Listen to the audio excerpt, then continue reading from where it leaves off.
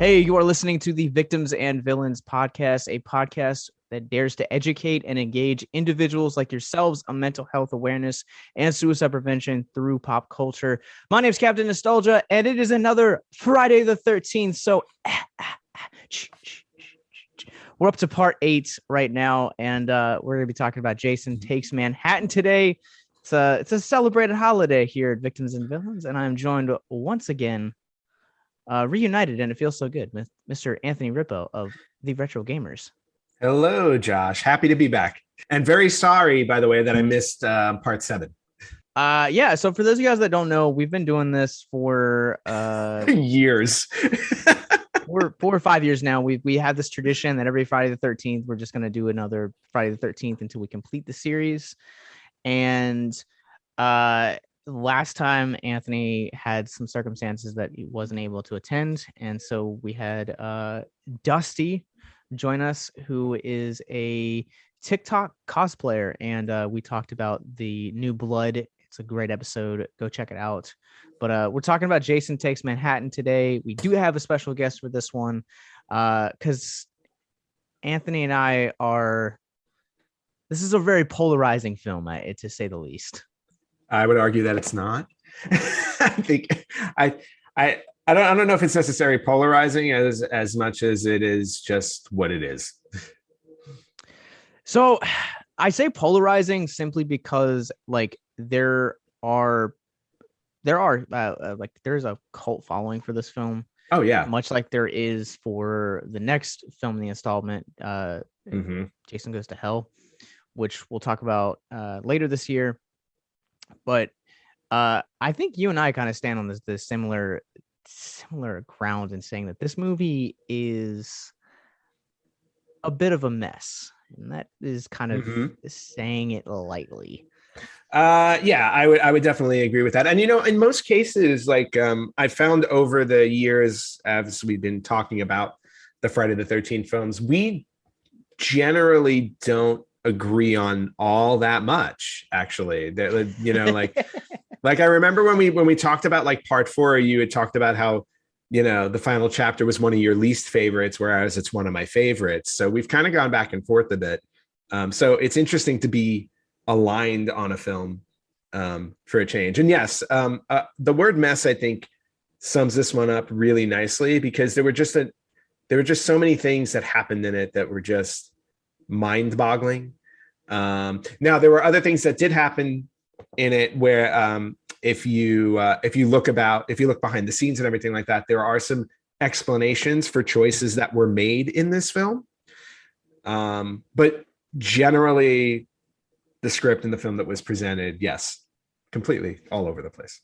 Yeah, we'll talk about it a little bit later on in the podcast, but I didn't realize largely how bloodless this movie was until I sat down to watch the behind the scenes extras on the Scream Factory Blu-ray, and you kind of see like the alternative takes that they had to do because of the NPAA, which and also to like, I feel like for any franchise, by the time you roll around to your 8th entry, it's going to be either entertaining or it's going to be a hot mess.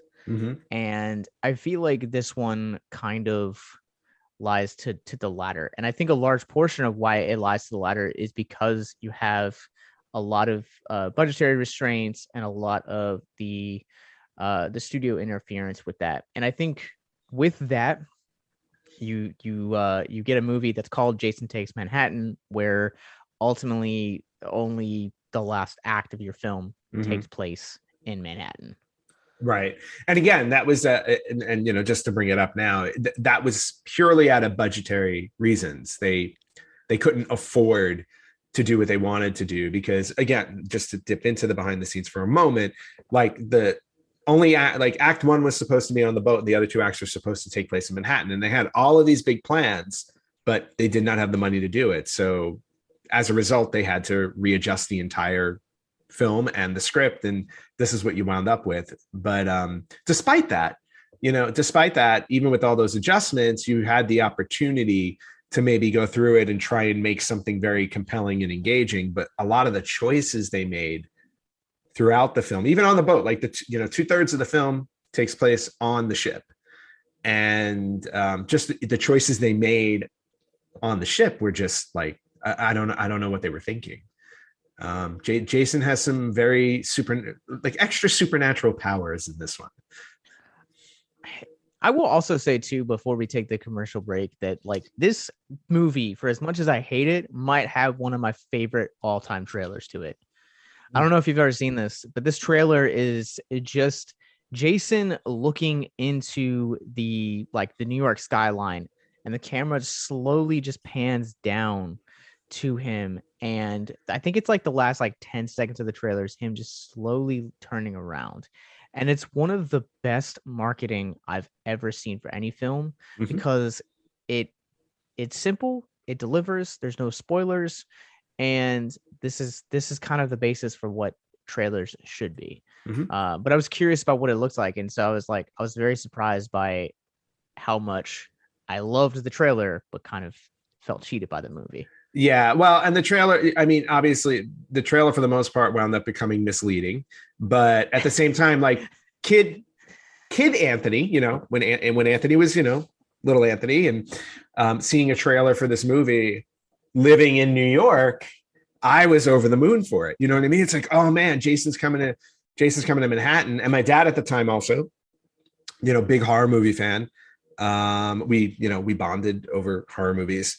Was just as excited as I was, because it's like, oh, cool, Jason's going to be in our hometown and he's going to wreak havoc and stuff. So like we were really excited when we saw the trailers for this, and we could not wait to see the movie. And again, seeing the movie as a kid, I absolutely loved it, because I wasn't reading into films, like the way I do now as an adult. If anything, maybe ignorance is bliss in some circumstances. Yeah. And I can definitely understand it. Again, we have a guest that truly loves this movie, and I think that I can look at this movie and remove my kind of film critique from it and understand how someone can truly love this movie. Like, there are less desirable entries into Saw or Nightmare on Elm Street that I passionately will stand by and say it might not necessarily be a great movie, but it's fun, it's entertaining, and I will always come back to it during series rewatches, or even certain times where I'm just you know what, I haven't seen Freddy's Revenge in a long time, let's pop it in and kind of see what it is. And I think now, being so far removed, you're able to kind of necessarily understand that you can't look at a film like Jason Takes Manhattan the same way that you would something like The Godfather or Parasite, or some of these these more critically acclaimed films that we've gotten as of recently. But it definitely has its problems, and I think a large portion of why I have issues with it still is, again, just because of the budgetary reasons that they have for it. So, hi, Link. Yep, he wanted to say hello. Right? Did you want to say hello? He also agrees with me. He didn't like the film very much. All right, he meowed all the way through it. So, right, buddy. We're gonna take a quick commercial break, and we'll be right back talking about Jason Takes Manhattan. There is a maniac trying to kill us. Welcome to New York. New York has a new problem. No! Come back. Friday the 13th, Part 8, Jason Takes Manhattan. Rated R. Now playing. Welcome back to Victims and Villains, where we are talking about Jason Takes Manhattan, Friday the 13th, Part 8 from 1989. And Anthony and I briefly kind of shared where we stand on this movie prior to the commercial break. But we here at Victims and Villains try and make sure that representation is taken into consideration when discussing something like Jason Takes Manhattan or other films of its caliber.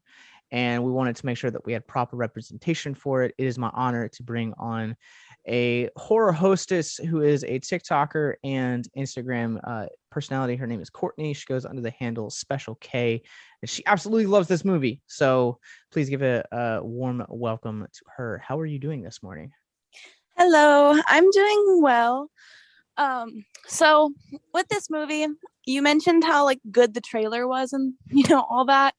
And I will say that I can see how it kind of made it seem like, the movie was going to take way more place in like Manhattan.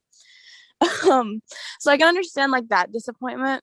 But with me, the reason I love this movie is because I just feel like it's like, I don't want to say it's a guilty pleasure, but it's just like one of those things where it's like, this movie, I know it's not the best in the franchise, but I still have like a special place for it in my heart. Like some of like the scenes are just so like great to me. Like whenever Jason's like running through like the subway and he just like pushes like the lady to the side. I love that scene so much. Like I just thought it was like perfect. Well, because who wouldn't want to push somebody on a New York subway? Exactly. And so just things like that, or like the scene when he's walking down like the New York Strip and he sees like those punks and they're playing music and he just like kicks their radio. Like I just love that. I'm like, justice for Jason. But you just gave birth to a hashtag. Yeah, a very timely one too. But yeah, no, I don't know. Something about this movie is just something I love so much. Like anytime I tell someone, like if they're asking me like, what's your favorite Friday film? I'm like, Jason Takes Manhattan. And I already know I'm going to hear like, why? Really?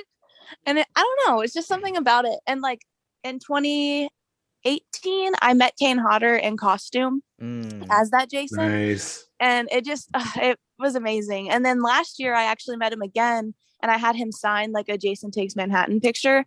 And I was telling him like how like those scenes were my favorite too. And he was just laughing and he was like, yeah, I can get that.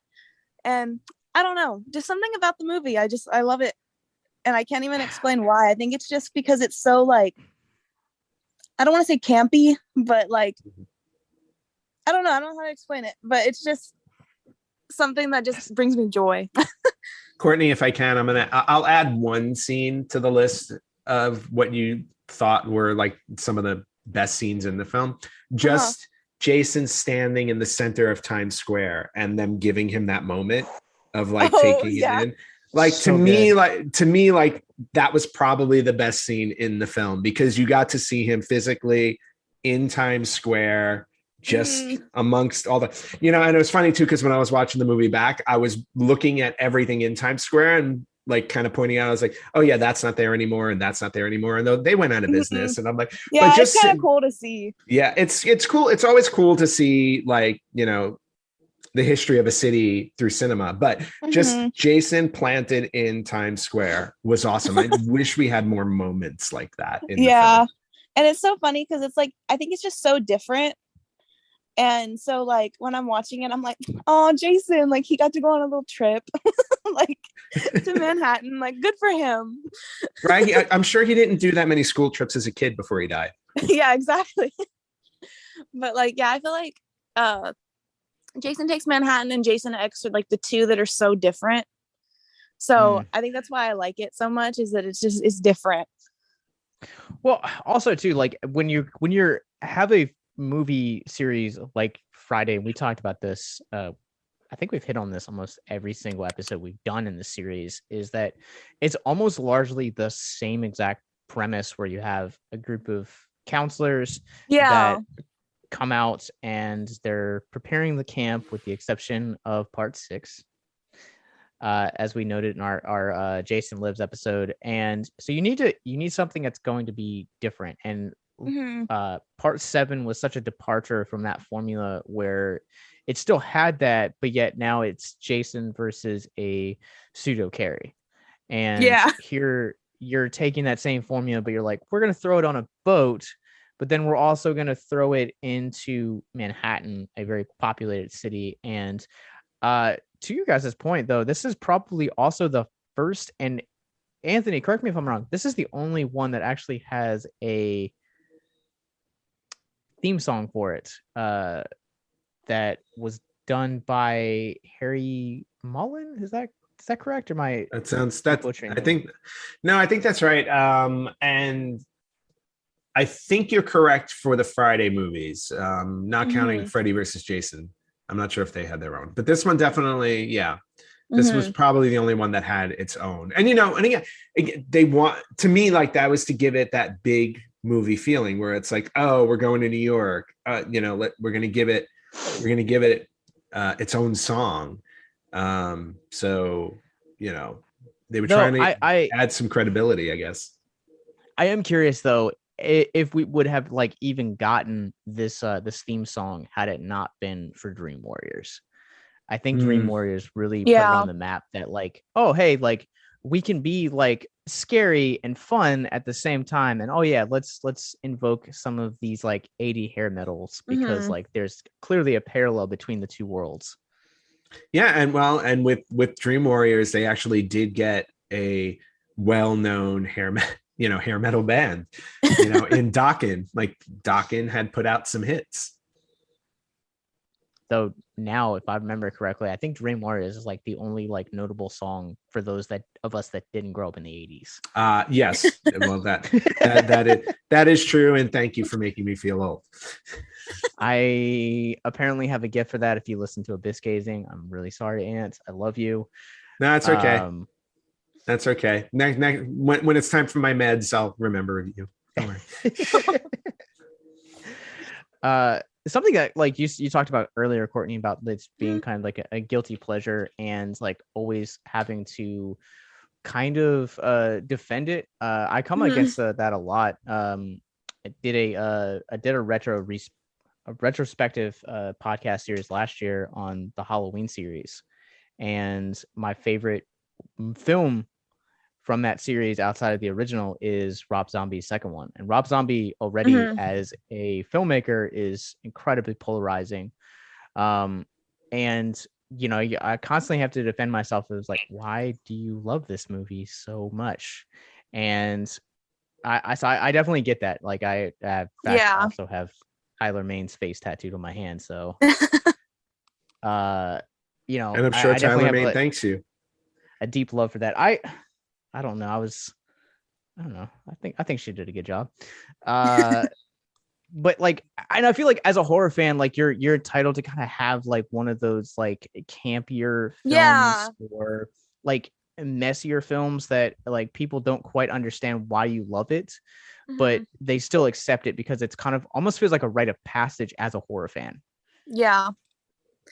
Yeah, like I had made a TikTok about like my top 7 horror films, and the last one I put in there was Jason Takes Manhattan, and almost every comment on that video was, "You had me until Jason Takes Manhattan. Why that one?" And I had people even calling it like Jason Takes New York, and I'm like, dang, y'all can't even respect it enough to call it the right name. Well, like, it was so funny. The correct name of this film is actually Jason Takes Vancouver. Because that's where they filmed it. Oh, really? I didn't even know. Yeah. So the majority of the New York scenes are in Vancouver because it was so expensive to film in Manhattan that they only had, you know, a few, like with their budget, they only had a few days to film in Manhattan. So they got what they could out of it because, again, going into the behind the scenes stuff, the boxing match between Jason and Julian they had originally planned it to take place in Madison Square Garden. They had scenes with Jason fighting some of the kids at the Statue of Liberty and him falling out of the Statue of Liberty. Like they had all of these, cool. Right. They had all of these big ideas, but they didn't have the money to do it. So they shot most of it in Vancouver. And that's the other reason why it also didn't take place. Like acts 2 and 3 were supposed to take place in Manhattan, but due to the budget, they just made it act 3. And even in act 3, most of it was in Vancouver. Yeah. On like the boat, I honestly, like when I first watched it, it was actually like right before I met Kane Hodder for the first time. Because, you know, there's just so many Friday movies and I hadn't seen like all of them. So I was like, you know what, we're going to sit down and we're going to watch them all. And I just remember like putting that one on and I was like, where's Manhattan? Like, where's New York? And then, you know, it eventually gets there. But I was just kind of like, oh, okay. But then I really honestly liked the kills on the boat. Like, I thought they were just still so creative to me. Yeah, this movie in particular also has probably one of my favorite gags in the entire series, and it's the boiler room scene where the girl like dies by the guitar. Mm-hmm. JJ. JJ. I absolutely adore that scene. It doesn't matter like how many times like I don't want to watch this. Like I think I've actually watched that scene on YouTube in particular quite a handful of times. And like I just it's so creative and like a song rocks. So there's that. Well, Yeah, yeah, it was definitely a creative kill scene, but it also introduced one of my many problems with this film was we were introduced to teleporting Jason, which drove me nuts in this movie because he comes down the stairs above her. She sees him and runs down to the next level. And as she gets down there, he's in front of her. Yeah. There's no way that could have, even for Jason, again, we're talking about a Jason movie here, but with the established rules of him, there was no way he would have been able to be there. And then that happens other times in the film too. Are we really talking about logic yes for the yes eighth movie in a series? Yes, absolutely. I mean, at least it made it to like the seventh film before introducing like supernatural elements of it. Well, I guess you can say that for part 6 because he comes back to life. But like Halloween is like my favorite horror franchise, and they introduce like weird things by like part 5. So at least this one made it to like 7 and 8 before they started introducing some of like the weirder elements. They're like, oh, we have to pull in from different directions now. Oh, true. Yeah, but even still, it's like you're also or not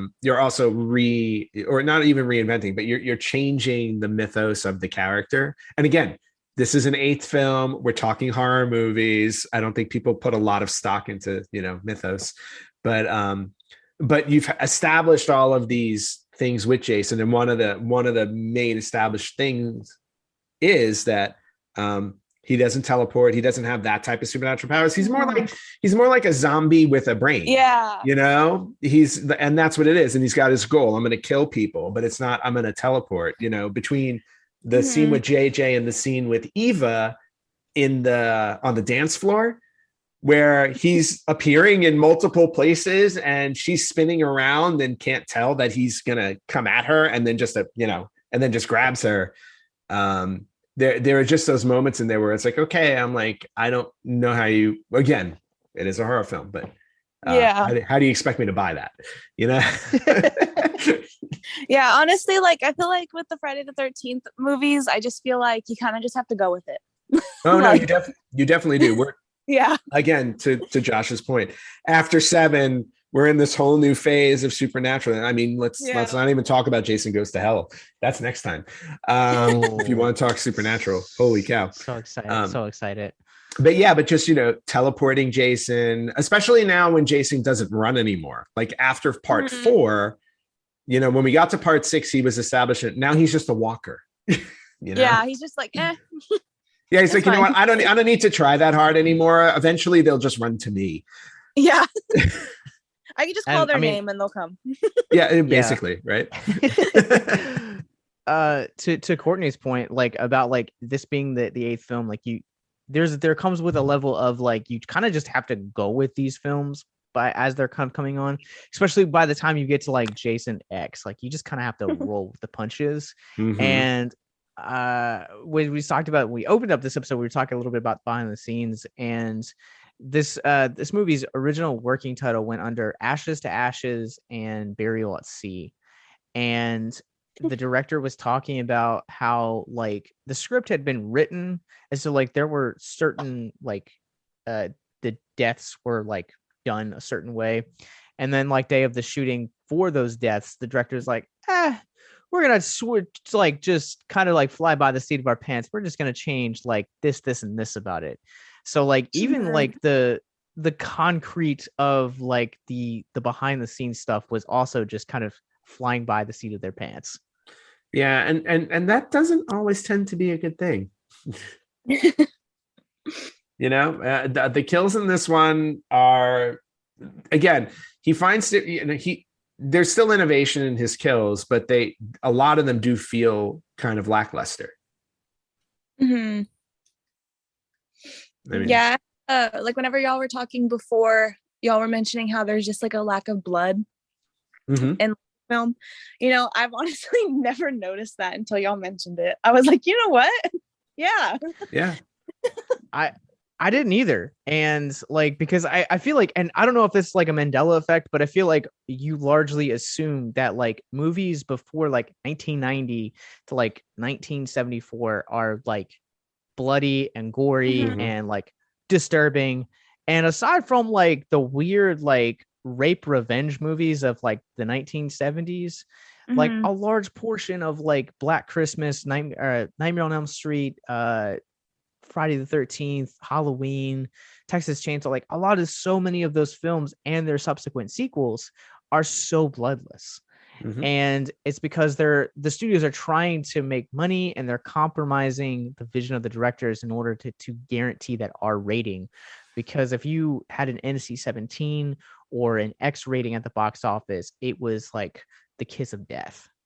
Yeah, and you're absolutely right about that. I mean, you do have to avoid it. However, I think maybe they avoided it a bit too much.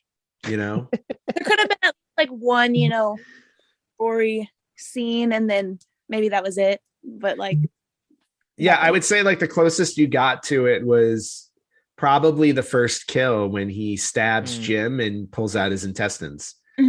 Like that was probably the worst of the kills in the movie. Like even whenever knocks Julian's head off, like you don't really even see like blood. No blood. Yeah. It's just a head bouncing down to a dumpster. And like the you brought up Jim's death in the beginning, like that was supposed to be so much gorier. And they had to like really like back it down on it like that. And Susie's death was also supposed to be a lot worse off. I would love to see the like whatever the unrated version of this would have been, well, I don't know if I want to see a director's cut because arguing to put more time into this film, I really don't want to. But supposedly the original cut of the film was over 2 hours. Oh, wow. And they had to trim it down. And they said that what wound up getting cut out of the film were all character development scenes, not gore or fights or chases or anything, but the scenes that would have developed the characters more. And I'm like, well, that would have helped the film. You know, there's nobody that you really, there's nobody that you really root for or cheer for in this one. Everybody just kind of seems to be there. I mean, I don't know about you guys, but even with Rennie, like the emotional baggage she has is kind of repetitive to other characters we've seen. And I just there was nothing for me to hold on to in this one. If you or someone you know is listening to this podcast right now and you're struggling with suicide, addiction, self-harm, or depression, we encourage you guys to please reach out. This is the heartbeat of why we do what we do. Suicide is currently the 10th leading cause of death in the United States, and as of this recording, there are 132 suicides that take place each and every day on American soil. And when you scale back internationally, there are 800,000 successful suicides. That is one death roughly every 40 seconds. So if you or someone you know is struggling, you guys can go to victimsandvillains.net/hope. That resource is going to be right in the description wherever you guys are currently listening or streaming this. There you'll find resources that include the National Suicide Lifeline, which is 1-800-273-8255. You can also text HELP to 741-741. We also have a plethora of other resources, including churches, getting connected with counselors, LGBT resources like the Trevor Project, and also veteran hotline as well. Please, if you hear nothing else in this show, understand that you listening to this right now have value and worth. We get it. Suicide, depression, mental health, these are hard topics, and the stigma around them doesn't make it any easier. But please consider the resources right in the descriptions below wherever you guys are listening, because I'll once again, you have value and you have worth. So please stay with us. Yeah, I can definitely understand that. And I feel like there's like this cinephile in me definitely like wants a lot more of those like character developments, because like it's really hard to critique a slasher film because it is it's so formulaic. Like it's one of the most basic plots that you can do, and every once in a while you get something like Ty West's X, where it like has character development and it's building up its mythos, and it's still a very like throwback like grindhouse film, and those films are so far and few between. But like again, when you're a big studio, when you're a franchise like Friday the 13th, like again, like I've heard so many people in the horror community saying you can't judge a film like Friday the 13th the same way that you would, something like Nicolas Cage's Pig. Like those are two polar opposites, whereas like Pig is an art house film and it's character driven, and then on the flip side you basically just have disposable and expendable cast, and you're thinking of cool ways to off them. And it would have been interesting to me to see what the original vision for this is, because like even Rennie as a character she's basically a recycled version of Chris from part 3. Yeah. And like I love that character so much in part 3, so like to me that's kind of also another reason why I'm not the hugest fan of this movie. But I would have been interested to see what a director's cut of this version would have been like, even if I just got a chance to watch it once. It might make the movie way better. Agreed. No, I agree with that completely. I feel like for me, honestly, like character development in slashers, especially ones like, like Friday the 13th or Nightmare on Elm Street or even Halloween, I just feel like it kind of like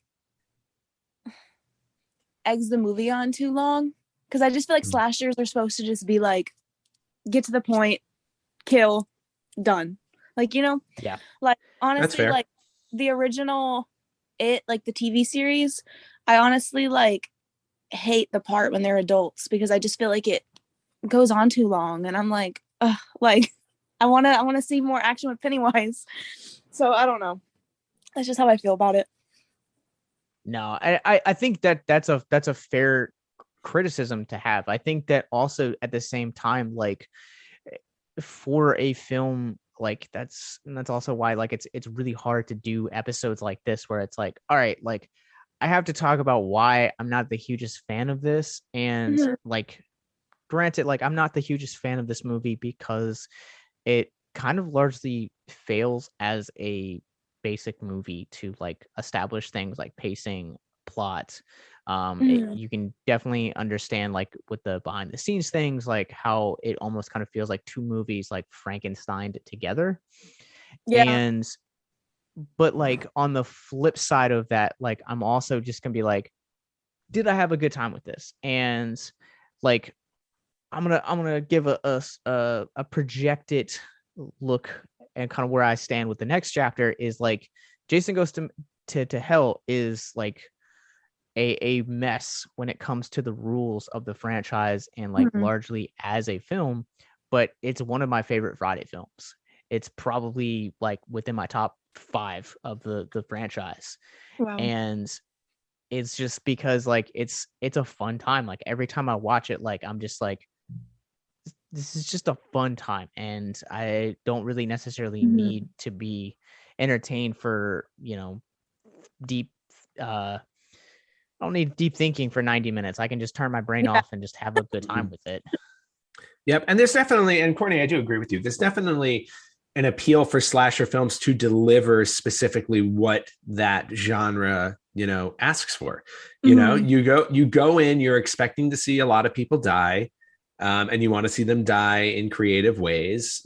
In that sense, yeah, I think Jason Takes Manhattan does do that.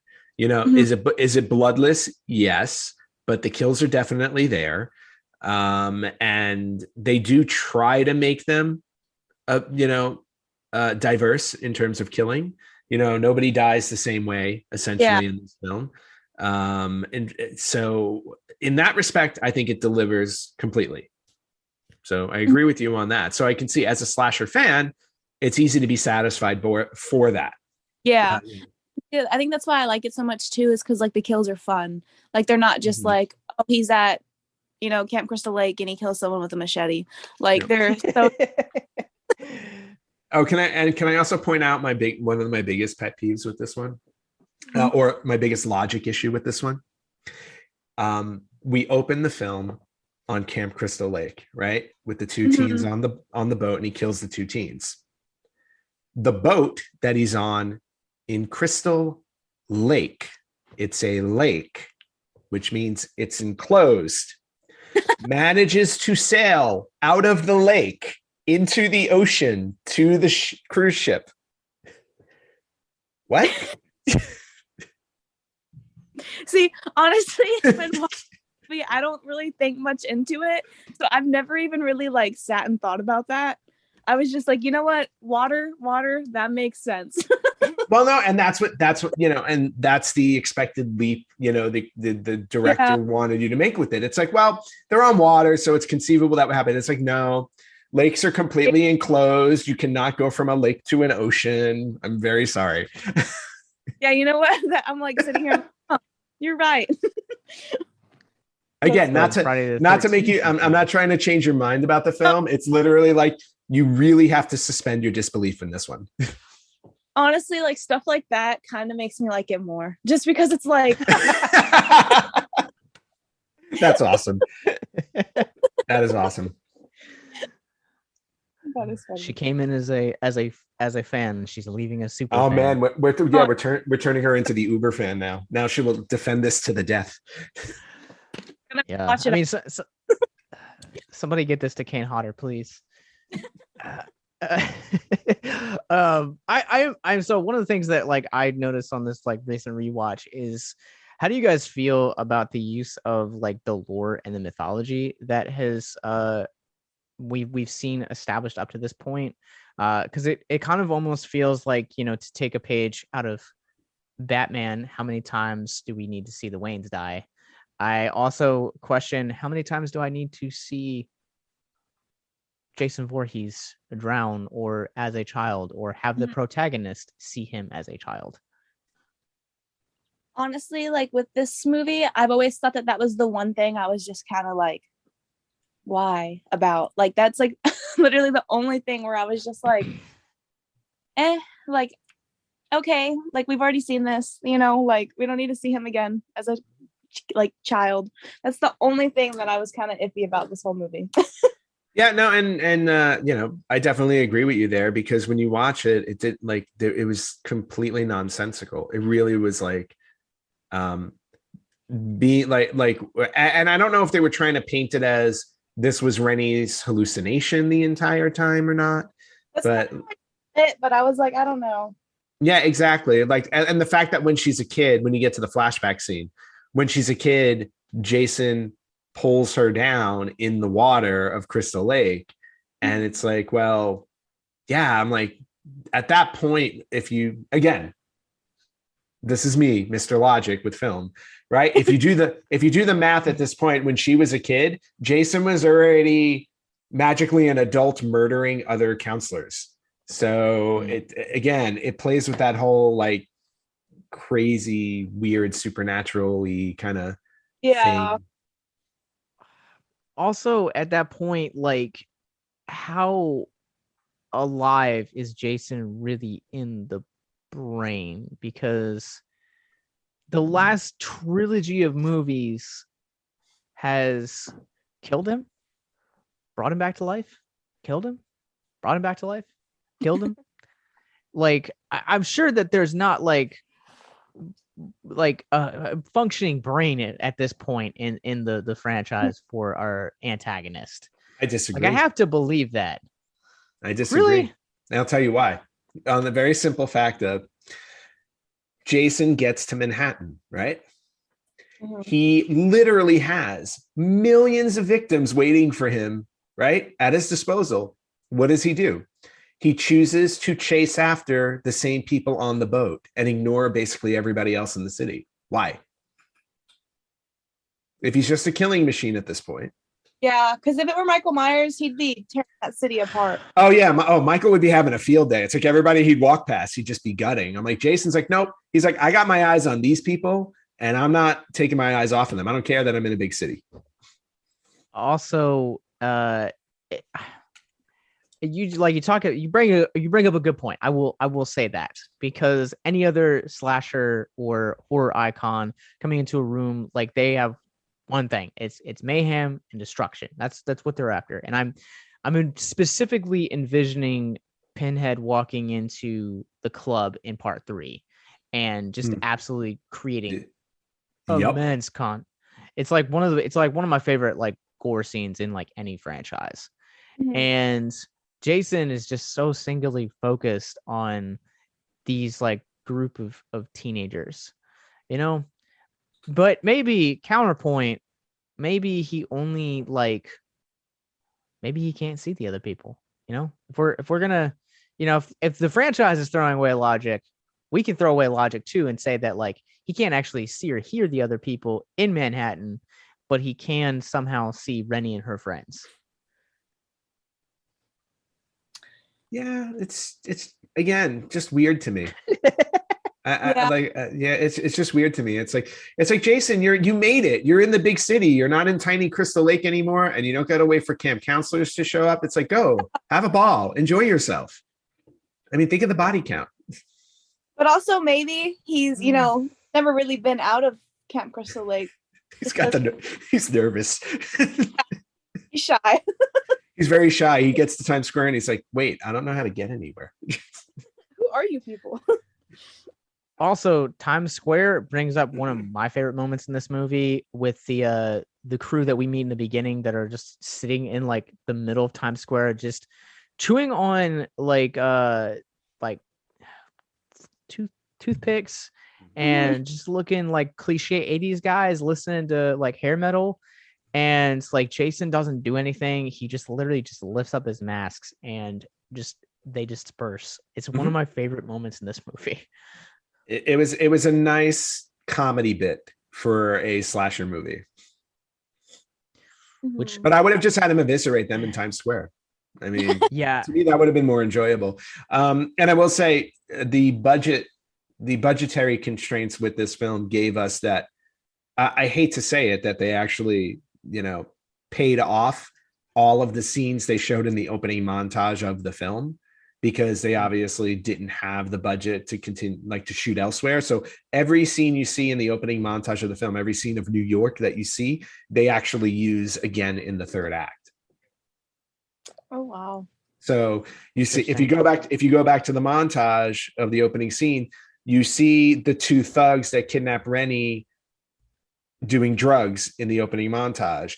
When they're running down the long escalator into the subway, Rennie and Sean, that was in the opening montage. So everybody you see in that third act, you actually can go back. The diner that they used was also in the opening montage that you see again in the third act. This is going to be kind of showing my age a little bit, but if you grew up in the 90s, who decided to model the thugs in this movie like Menudo and Ricky's is it Ricky Suave? Am I saying that right? Rico Suave. Suave. Yeah. Who decided to make New York such a cesspool?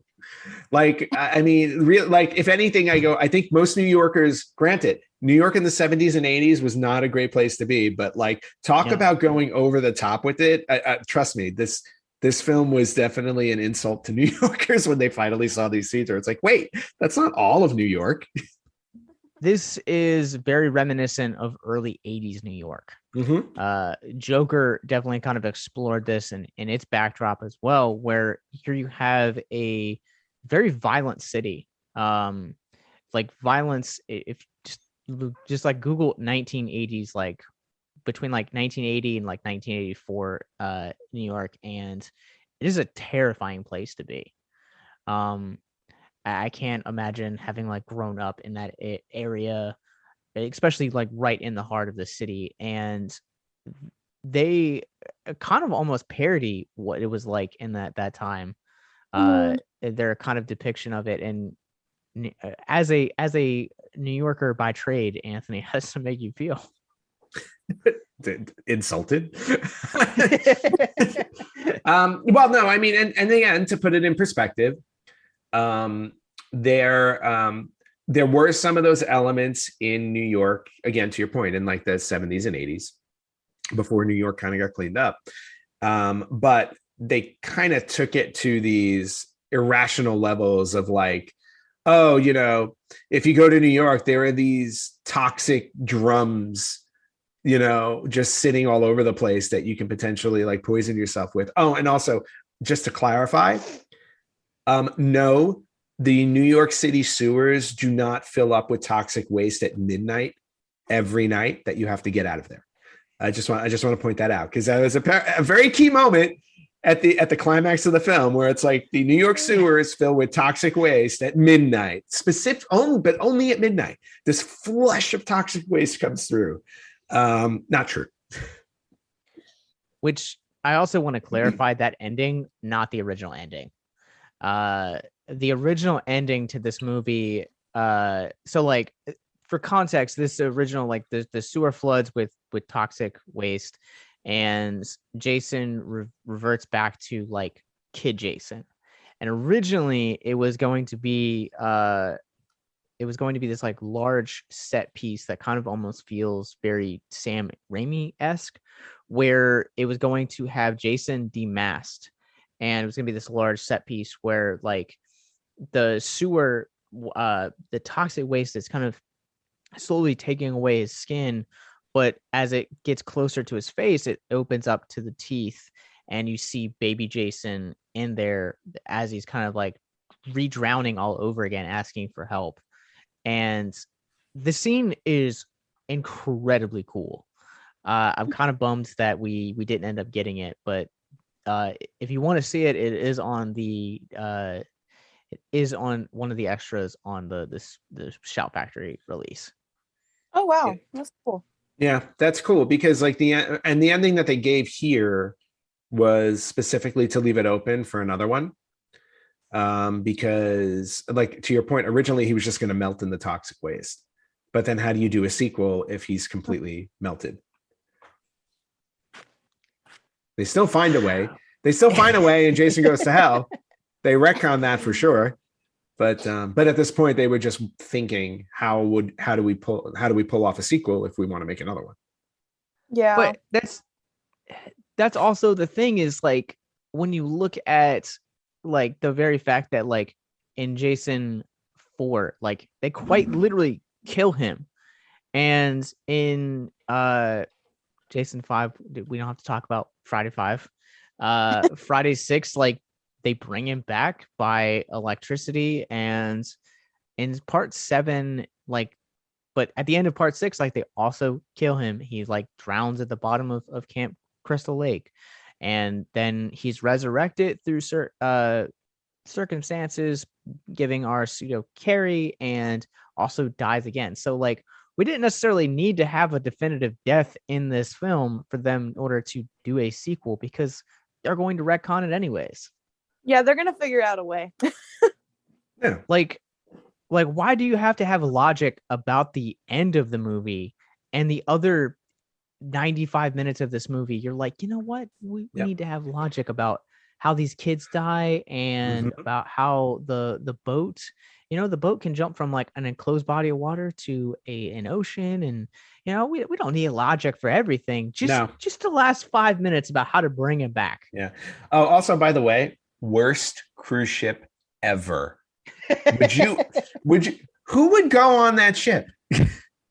No, honestly, like there was nothing nice about it. Like it was just kind of a ship. Well, it was just awful. But you know what's funny? There's actually a story behind that too, because while I was like, you know, reading up on behind the scenes stuff with this, the cruise ship that they were originally supposed to use, they lost it 3 days before filming. What? So they actually had like a real cruise ship that they were going to use.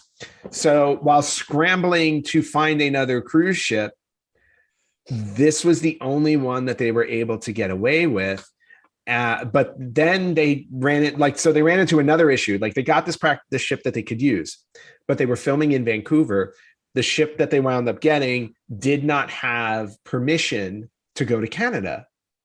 So in order to get the ship into Canada, they had to load it with bags of potatoes. So it was actually used as an import ship to bring goods to Canada. And that's how they got the rights to bring the ship to Canada. I mean, that's just the craziest thing. And that's the reason why it's not like a real cruise ship. That's why it looks like like a standard a transport ship, because it is. That's crazy. Yeah, so they did kind of a lipstick on a pig scenario where it's like, we have this very ugly ship that we have to make look like it's a cruise that these high school seniors are taking. But yeah, you really couldn't pull that off with that ship. No, it's also hard to do luxury in the middle of a storm too. So yeah. But we all have an idea on what cruise ships look like. Even in the 80s, what like a real like party cruise ship looks like. Yeah. Just from the opening shot of the ship, you knew that this was definitely not. This ship looked more like, like the Titanic almost, but not as nice. Just a little bit.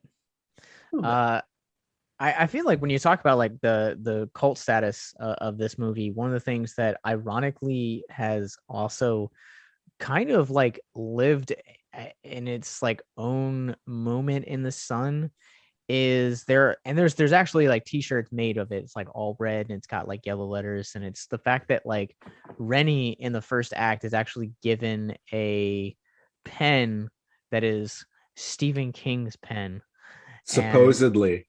Yeah, it's funny to me that like out of everything that this movie produced, like that and like Kelly Hu are like the two biggest things to come from this movie. Yes, Kelly Hu and Stephen King's pen. But hey, it's just one of those things where it's like you never know what's going to come out of it. And again, another fun fact I found out while researching, some stuff about the film. Elizabeth Berkley from Saved by the Bell auditioned to play Rennie, and they chose this other actress. What a career she could have had to do this movie right? And then Showgirls. Well, Showgirls may have never happened. Who knows? This could have launched her career in a completely different direction. And when I say different direction, I mean even further down. Look, I am a Showgirls fan, so I'm not knocking Showgirls. I'm not knocking Showgirls. I'm just saying she may never have been able to be in Showgirls because this could have ruined her film career. That's also very true. The main actress, I don't really see her in like anything. I don't think the one who played Rennie in this one. Yeah. I couldn't tell you a single thing she was in after this. Which actually, I feel like Kelly Hu was like, the only one who really broke out. Yeah. And became a bigger star. Which I feel like by this point in horror, that's kind of par for the course, at least for these films, and I would say a large portion of like franchises too, because like Halloween, yes, it gave us Paul Rudd, but like and Josh Hartnett, but like there's like so many like characters that we meet, and Daniel Harris. There's so many characters that we meet along the way that like honestly like they just never show up again. Like I know that Courtney, I know that you're a really big fan of Saw, as am I, and like outside of like Tobin Bell and like Carrie Elwes, like I can't like think of any like on-screen face that I've seen in any other movie or capacity. Well, what was her name? Shannon, the one who was in Saw 3, the one who was the first girl that survived in the first movie. I had seen her in other movies. Shawnee Smith, that one. Shawnee Smith, yes, yeah. She's definitely been around the horror genre. She was around the horror genre before that. In fact, I think like the Bob. She was in the Blob. Yeah, she was in the Blob remake from like 1990. That's where I first saw her. And then and then just a heads up for Rennie, Jensen Daggett is the actress's name. So after the brilliance that was Friday the 13th, which was her first movie, by the way, she just wound up doing a bunch of guest spots on TV shows. Wow. That's really it. But she was on some like notable ones. She was on Home Improvement for a few episodes. Oh my gosh, Step by Step, Will and Grace. The last thing she did was in 2011 though. So she hasn't been doing anything since then. So kind of like a career flip, but Tiffany Paulson, the actress that plays Susie in the beginning of the movie, actually is no longer an actress. She only did a handful of films. Jason Takes Manhattan was her second role. She actually is largely now writing and directing rom-coms of all things. So Interesting. Right. That's cool. Well, if anything, I would probably say then that Sean, the one who played Sean, Scott Reeves, maybe broke out the best aside from Kelly Hu, because he had a big presence on soap operas. Days of Our Lives, Young and the Restless, General Hospital, Nashville. Then he was on Nashville. So he's done quite a bit. Good for him. Yeah. Well, as we're kind of winding down, these films are kind of a break from a little bit of some of the heavier topics we talk about here with Victims and Villains and some of the other podcasts and content we make. But I do want to spend like the last few minutes kind of talking about the mental health journey of Rennie, because while some of the other characters do feel underdeveloped, we have a protagonist that is specifically dealing with unresolved trauma, specifically with a fear of drowning. And I kind of want to ask you guys, how do you feel like the film kind of portrayed this in a more grounded sense?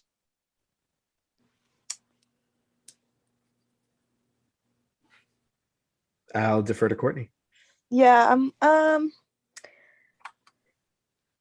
I feel like, honestly, like the whole time, I just kind of feel like it was brushed off. Like, I feel like it kind of just showed like that, like scene of her as a child. And then it was just kind of like, okay, like there it is. Like, I feel like it wasn't really like talked about a whole lot, or it wasn't like in depth. It was just kind of there. How would you guys like to help us get mental health resources into schools, conventions, and other events? Well, now you can. Simply go to patreon.com/victims and villains for as little as $1 a month. You guys can help us get mental health resources into current and upcoming generations, educate and break down stigma surrounding mental health, suicide, and depression. And you get exclusive content that you can't get anywhere else. And you guys can tell us which Nicolas Cage movie you want us to cover, and we'll do it. All it takes to get started is to go to patreon.com/victims and villains, or simply click the link in the episode description wherever you guys are currently listening or streaming this episode. Pick your tier and get started today. Yes, it's that simple. So quickly select the tier that you want and help us get hope into the hands of the depressed and the suicidal today.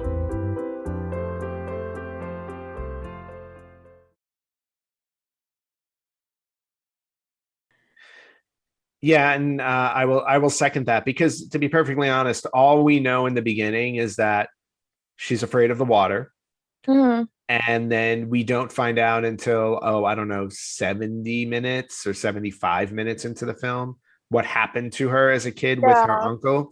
So to me, it was almost like they felt like, well, we need to give her something. So we gave it to her, and that's it. Now, again, based on behind the scenes stuff and all the supposed character development scenes that they cut out, maybe there was a stronger presence of that story in the film, but they had decided that was best left on the cutting room floor. So I probably one of the most lackluster one of the most lackluster representations of the entire series.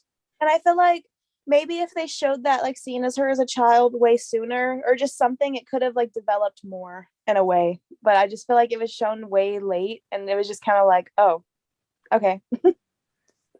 Yeah, agree. Yeah, I agree with that. The only way they the only way they tried to do it is by her hallucinating, Jason as a boy throughout the film. But again, because we didn't have the context of it until later, it just seemed like, well, this is weird and doesn't make any sense. And then by the time you show that scene, it was already too late, where it was like, okay, I'm just not buying that.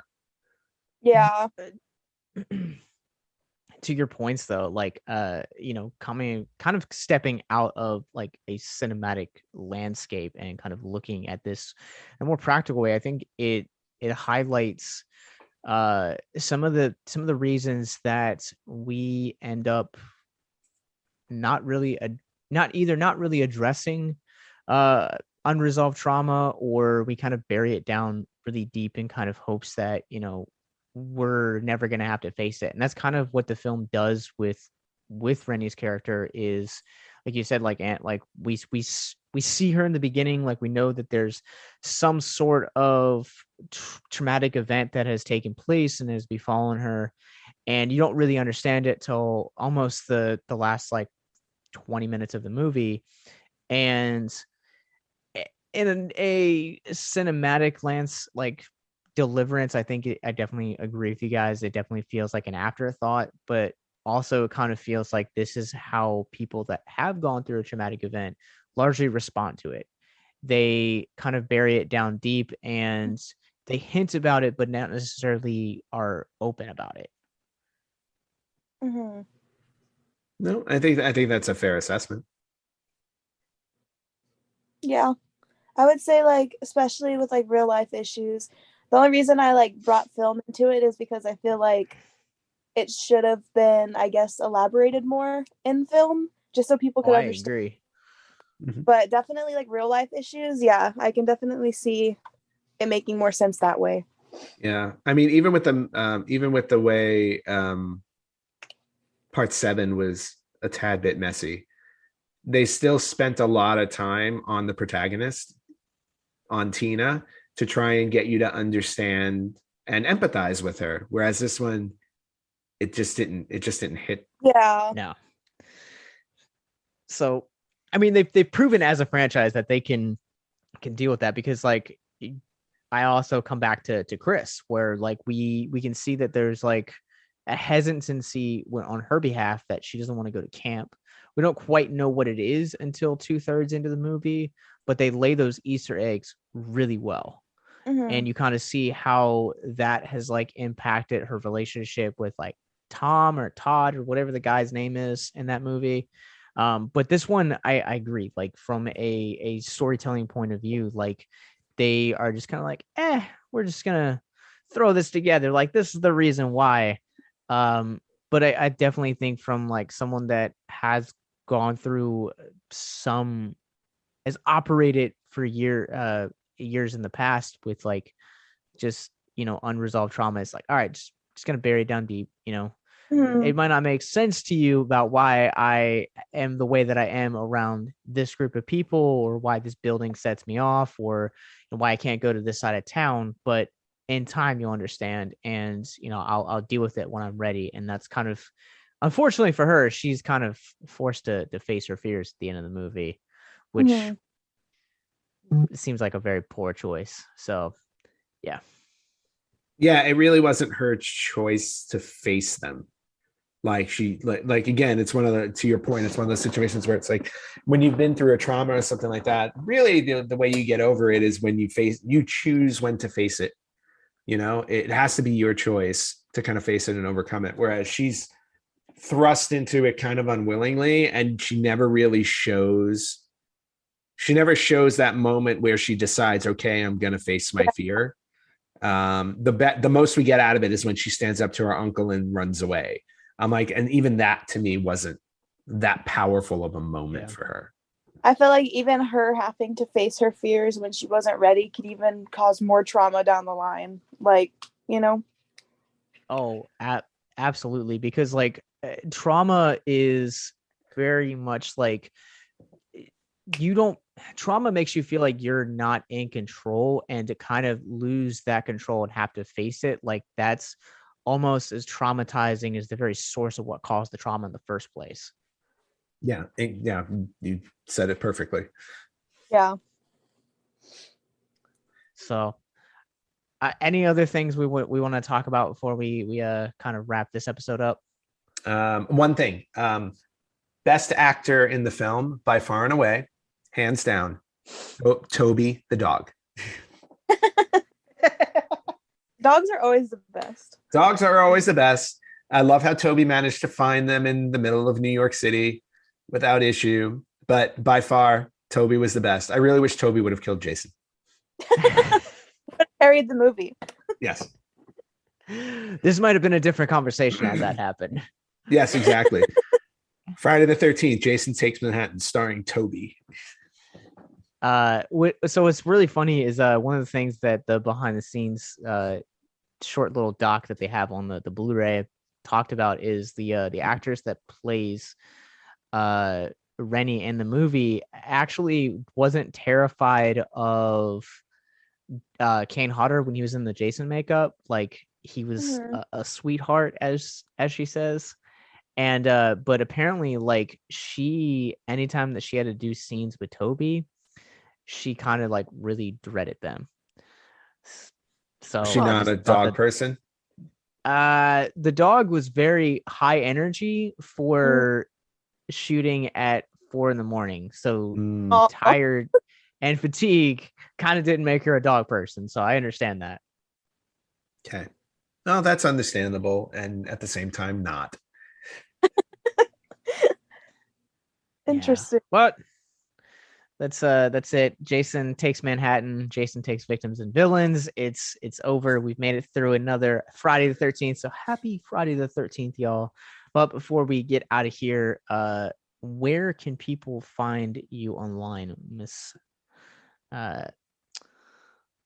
Courtney?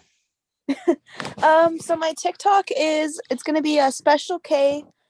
It's SPECIALKAY _. That's gonna be my Instagram handle as well.